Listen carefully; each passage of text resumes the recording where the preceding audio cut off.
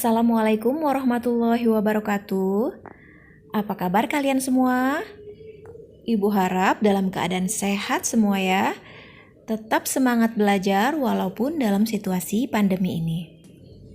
Perhatikanlah gambar berikut ini. Tenaga kerja ilegal, kesejahteraan pekerja, korban PHK, atau pertambahan penduduk yang tidak diikuti dengan pertambahan kesempatan kerja yang akan mengakibatkan pengangguran. Semua itu merupakan bagian yang dibahas di dalam ketenagakerjaan. Seperti menurut Undang-Undang Nomor 13 Tahun 2003 bahwa ketenagakerjaan adalah segala hal yang berhubungan dengan tenaga kerja, baik itu sebelum, selama, ataupun setelah masa kerja. Penduduk dan ketenagakerjaan merupakan hal yang saling berhubungan, karena bertambah atau berkurangnya penduduk akan berdampak kepada masalah-masalah dalam ketenagakerjaan, pengangguran, angkatan kerja, dan lain-lain. Lalu siapakah yang dimaksud dengan penduduk?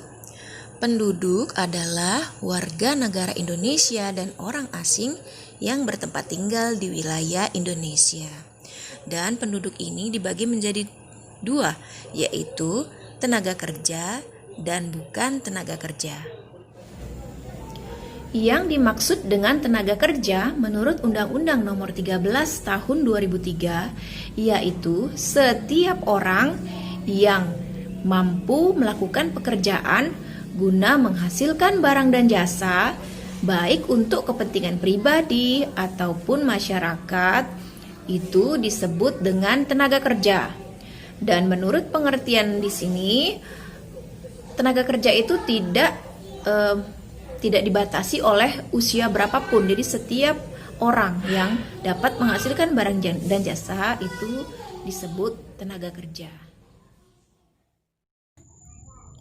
Tenaga kerja digolongkan menjadi dua, yaitu angkatan kerja dan bukan angkatan kerja.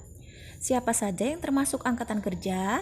Angkatan kerja adalah tenaga kerja yang sudah bekerja ataupun yang sedang mencari pekerjaan atau belum bekerja. Dan yang termasuk dalam bukan angkatan kerja contohnya adalah pelajar, ibu rumah tangga, pensiunan. Itu masuk dalam bukan angkatan kerja. Apakah yang dimaksud dengan kesempatan kerja? Kesempatan kerja adalah suatu keadaan ketika peluang kerja tersedia bagi para pencari kerja.